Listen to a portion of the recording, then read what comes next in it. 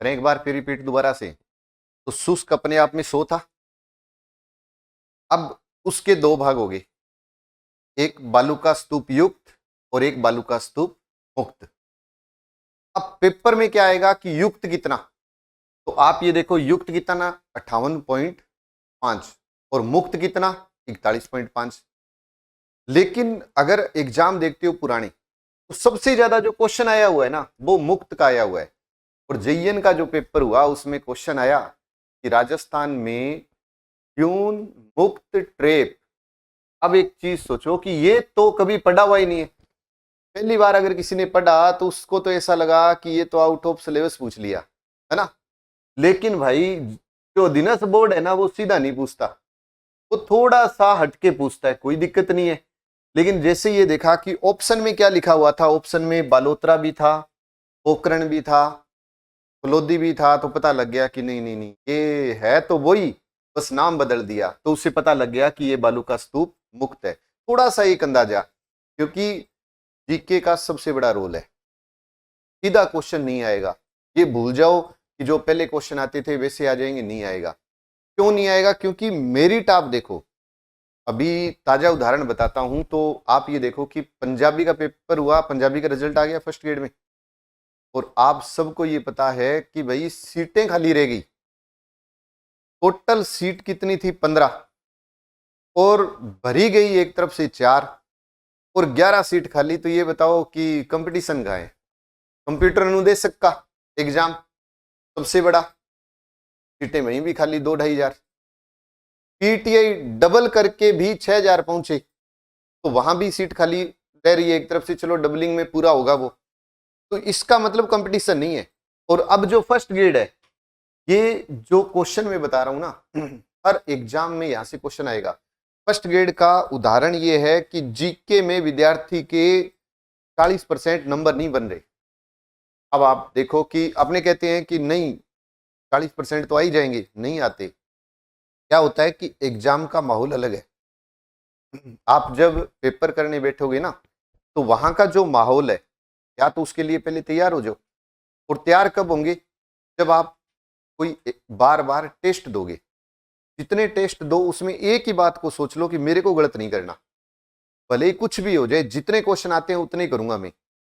तो 2 बार 3 बार 4 बार जब आप प्रैक्टिस करोगे ना, तो आपका इस कलम पर कंट्रोल होगा। आपको ये लगेगा कि नहीं गलत नहीं करूंगा, नहीं तो इतनी जो तपस्या की है 1 साल 2 साल 6 महीने मेहनत की है वो सब जीरो हो जाएगी। और यही कारण रहा फर्स्ट ग्रेड के अंदर कि विद्यार्थियों के 30 क्वेश्चन तो सबके सही थे, लेकिन सबको ऐसा लग रहा था 30 से सिलेक्शन थोड़ी होगा, कुछ तो और करें। अब उन्होंने और करने के चक्कर में वो 40% नंबर उनके बने नहीं, क्योंकि गलत कर दिए, तुक्के लगाए।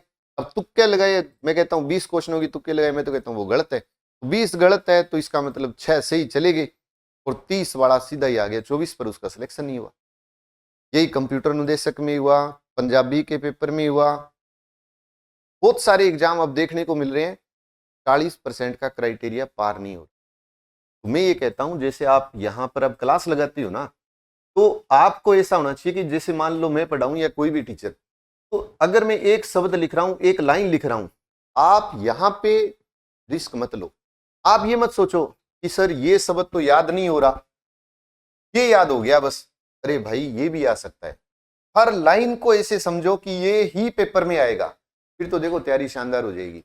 अगर आपने यहां भी शॉर्टकट ढूंढना शुरू कर दिया ना, तैयारी नहीं होगी।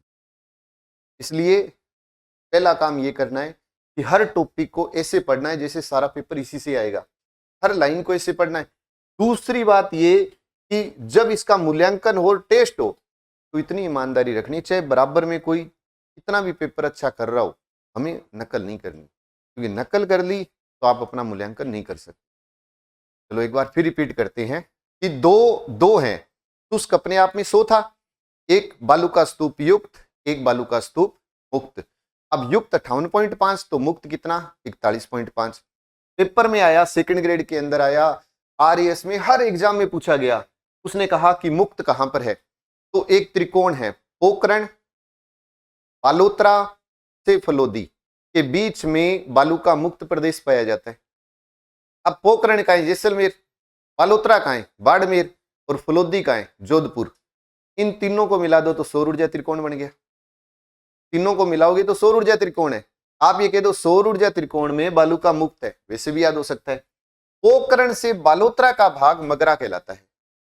और यहां रेतीला नहीं पथरीला क्षेत्र है, और पथरीले को हमादा भी कहते हैं। पथरीले को हमादा भी कहते हैं, ये भी प्रश्न याद रखो। और अगर मैं इसकी बात करूं, अभी आरएएस प्री का पेपर था, क्वेश्चन आया अर्ध शुष्क का भाग नहीं है। वहां पर देखो कि एक गगर दिया, लूणी दिया, बनास दे दिया और शेखावाटी दे दिया, तो बनास नहीं है। यहां से भी सीधा क्वेश्चन आता है। अभी तो पेपर में यह भी पूछा गया कि लूणी बेसिन को किस नाम से जाना जाता है, गोड़वाड़ बेसिन। तो अर्ध शुष्क के कितने भाग है, 4। कौन कौन से भाग है, तो आप कह दो एक घगर, लूणी, नागौर उच्च भूमि और शेखावाटी। तो बार बार दोहराओ, 100% याद होगा। अब चलते हैं आगे, फिर अपने आगे वाले को एक बार और डिस्कस करें।